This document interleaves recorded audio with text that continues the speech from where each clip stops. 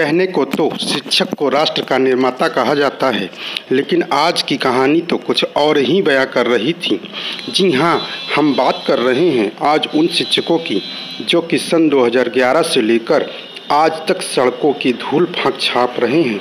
इस बीच प्रदेश में 3 सरकारें सत्ता में आईं, लेकिन इन शिक्षकों की स्थिति जस की तस बनी हुई है। कईयों की तो उम्र भी 40 के पार हो गई है, लेकिन आज भी संघर्ष के लिए सड़कों पर हैं। आज शिक्षा निदेशालय लखनऊ में पूरे उत्तर प्रदेश से बीएड टेट बेरोजगार हजारों की संख्या में सुबह से ही बैठे रहे और ये मांग करते रहे कि योगी सरकार हमें नियुक्ति का आदेश दे। इन अभ्यर्थियों की माने तो सन 2011 से लेकर सड़क से कोर्ट तक की लड़ाई लड़े हैं और 25 जुलाई 2017 को कोर्ट ने फाइनल ऑर्डर दिया है जो इनके पक्ष में है, किंतु सरकार इनकी मांगों को केवल आश्वासन देकर ही टाल देती है। ये अभ्यर्थी कोर्ट के ही अंतरिम आदेशों के तहत योगी सरकार से नियुक्ति की मांग कर रहे हैं, क्योंकि कोर्ट के ही 7 दिसंबर 2015 के दिए हुए अंतरिम आदेश के तहत 839 अभ्यर्थी नियुक्ति पा चुके हैं, जिसमें कि टेट मार्क्स 83 से 90 वाला भी नौकरी कर रहा है और 7 दिसंबर के बाद सेम पैरामीटर पर दूसरा अंतिम आदेश 24 फरवरी भी कोर्ट से आदेशित हुआ था, जिसमें कि 83 नंबर से ज़्यादा नंबर वाले अभ्यर्थी शामिल हैं और आज भी नियुक्ति से वंचित हैं। इन अभ्यर्थियों का ये भी कहना है कि पूर्ववर्ती सरकार ने द्वेषपूर्ण राजनीति के तहत हमें नियुक्ति से वंचित रखा, लेकिन बीजेपी ने इस समय सड़क से लेकर संसद तक हम बीएड बेरोजगारों की आवाज़ उठाई थी और इसीलिए बीजेपी की सरकार बनवाने में हमने अहम भूमिका निभाई है। अब योगी सरकार से ही हमें नियुक्ति की उम्मीदें हैं। अगर इस सरकार से भी हमें कुछ नहीं मिलता है तो हमें मजबूरन होकर आमरण अनशन करना पड़ेगा और इच्छा मृत्यु की मांग भी करनी पड़ेगी। जहां तक इनकी मांगों का सवाल है तो जायज़ मांगे, क्योंकि इसी शिक्षक भर्ती में कम नंबर वाले नौकरी कर रहे हैं और ज़्यादा नंबर वाले आज भी सड़कों पर संघर्ष के लिए मजबूर हैं। ये तो सरासर अन्याय है, या यूँ कहा जाए कि देश में समानता के अधिकार का उल्लंघन हो रहा है। शिक्षकों की बेरोजगारी और स्थिति देखकर आम जनमानस की आंखों में भी आंसू आ जाएं। फिलहाल योगी सरकार से इनकी उम्मीदें अभी भी कायम है और भरोसा भी है कि जल्द ही नियुक्ति का आदेश होगा। लखनऊ से साहिल गुप्ता की रिपोर्ट। मैं रविंद्र दादरी, बीएड टीईटी मोर्चा 2011 से। हमारी 2011 से एक भर्ती 72,825 की चली हुई थी, जिसमें एक मुकदमा माननीय सर्वोच्च न्यायालय में चला आ रहा था लगातार। और इसमें इस राष्ट्र के इतिहास में काफ़ी लोग इस भर्ती में इस सरकारों की वजह से, इन सरकारों की गलतियों की वजह से जो बहुत कम नंबर के थे, 83 मार्क्स पास करने वाला जॉब कर रहा है और 115 नंबर वाला आज की तारीख में बाहर बैठा है। इन सब को लेकर हमारे यहाँ सर्वोच्च न्यायालय में एक रिट दायर की गई थी, जिसमें माननीय सर्वोच्च न्यायालय ने सरकार को 24 फरवरी 2016 में एक आदेश दिया था।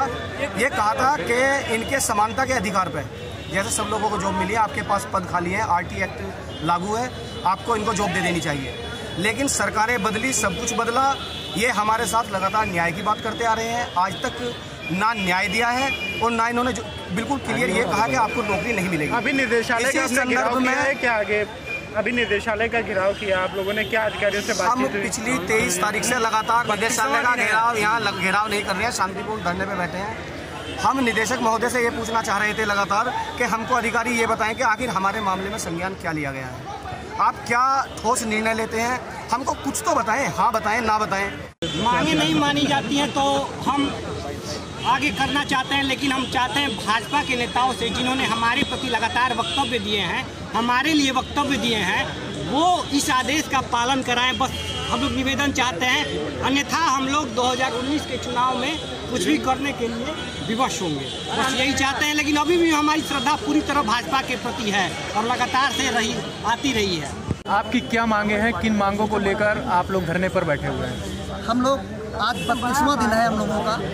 हम लोग धरने पे इसलिए बैठे हुए हैं कि 24 फरवरी 2016 को माननीय सुप्रीम कोर्ट द्वारा एक अंतरिम आदेश दिया गया था, जिसके तहत जो सुप्रीम कोर्ट में याची बने थे उनको सबको नियुक्ति का आदेश दिया गया था, जो आज तक कंप्लायंस नहीं हुआ है।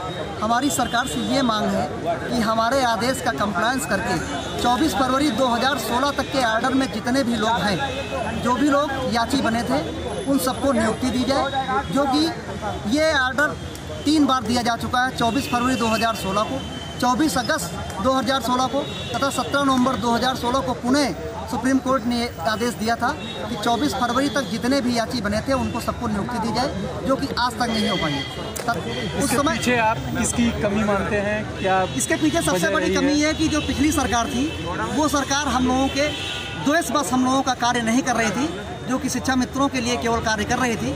लेकिन ये जो सरकार बनी हुई है, इसने हम लोगों को आश्वासन दिया था, इन्होंने हमारे मंचों में आकर के बोला है कि अगर मेरी सरकार बनती है तो हम माननीय सुप्रीम कोर्ट के समस्त अंतरिम आदेशों का पालन करेंगे और BEd 2011 के लोगों को नियुक्त करेंगे। मैं माननीय मुख्यमंत्री जी से ये आग्रहपूर्वक निवेदन करना चाहता हूँ, जबकि अभी थोड़े दिन पहले उन्होंने बागपत में रमोला चीनी मिल में उन्होंने जब हमारे साथी वहाँ बैनर लहरा रहे थे, उसको इन्होंने कहा कि अब BEd वाले बैनर न लहराएं, उनको बहुत सुखद समाचार मिलने वाला है, उनका काम बहुत जल्द हो रहा है। तो माननीय योगी जी से ये गुजारिश करता हूँ, ये प्रार्थना करता हूँ कि वो माननीय सर्वोच्च न्यायालय के आदेश को मानते हुए हम सब BEd 2011 जो 24 फरवरी 2016 के याची हैं उनको नियुक्ति दे तथा हम लोगों का कल्याण करें। आगे आपकी क्या रणनीति रहेगी? अगर मान लीजिए हमारी बात नहीं मानी जाती है, हम इतने दिनों से धरने पे बैठे हुए हैं, तो आगे हम लोग आमरण अनशन पर भी बैठ सकते हैं।